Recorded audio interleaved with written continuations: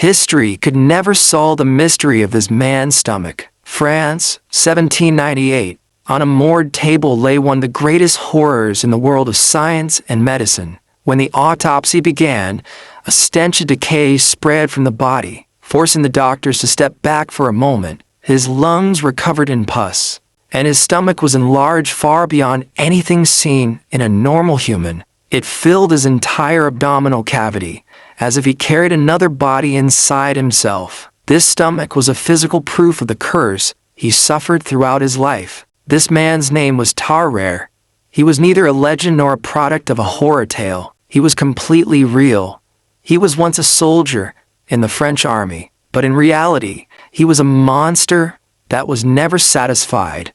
Tarrare was born around the year 1772 in a village near Lyon in France. His real name is unknown. The nickname Tarrare meant explosion or noise. Even as a child, he had become a nightmare for his family. He consumed far more food than any normal child could and constantly demanded to eat, leaving everyone around him helpless.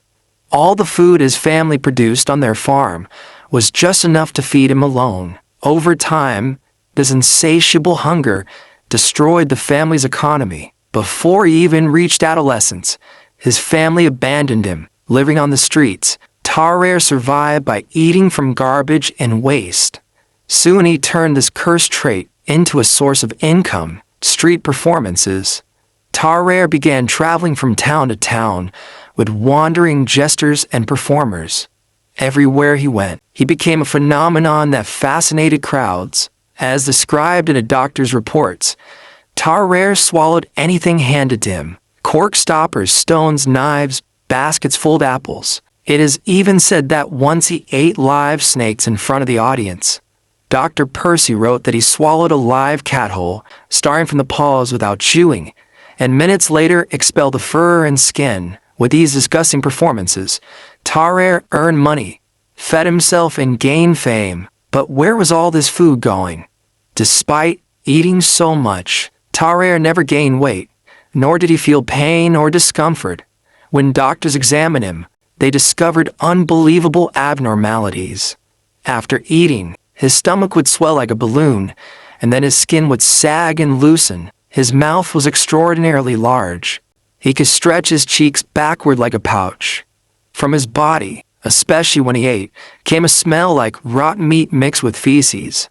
His body was extremely hot, and he sweated constantly. These findings proved that he was not just a performer, but a medical anomaly. In the chaos of the revolution, Tarrare joined the army, likely hoping to find regular meals. But even the army kitchen could not satisfy his hunger. He devoured the rations of 4 men in minutes and scavenged food scraps in the garbage. Due to hunger crises, he was soon hospitalized. There he met 2 significant figures, Dr. Pierre-François Percy and Baron Dominique Jean Larrey. These doctors began examining Tarrare as a medical case, but their experiments would become some of the most disturbing records in medical history. In one experiment, Tarrare ate 14 kilograms of beef liver in just 15 minutes. In another test, they placed a live cat in front of him. Tarrare grabbed the cat, bit its head, and swallowed it whole within minutes. The doctors recorded the scene as horrifying but real. He even found food in the hospital garbage: bones, rotten fruit, even dead rats. Dr. Percy wrote in his notes, he refused nothing given to him. His fear of starving was so strong that he seemed anxious even while eating. At the time, France was at war with Prussia. Commanders decided to use Tarrare's strange ability. Could he swallow secret messages and pass through enemy lines? The trial succeeded. Tarrare swallowed a message hidden in a small box and passed it intact 2 days later. Thus he was officially declared a spy. But the mission ended in disaster. He was captured in Prussia, tortured, and eventually forced to retrieve the message. Inside the letter was only one sentence: "We are testing whether Tarrare can carry this message." The commander, disgusted, did not kill him. He beat him and released him. This event marked the beginning of Tarrare's mental collapse. He returned to the hospital, hoping to be treated. Doctors tried everything, but nothing worked. Soon a wave of horror began in the hospital. Tarare was swallowing medical waste and used bandages. He attempted to drink blood samples. Rumors spread that he ate pieces from corpses in the morgue. No one wanted to stay in the same room with him anymore. Even Dr. Larry lost hope. Tarare had become a nightmare inside the hospital rather than a patient. One day, a baby 14 months old disappeared in the hospital. No trace was found. Suspicion naturally focused on Tarare. No official proof was ever discovered. But after the incident, Tarare was expelled from the hospital.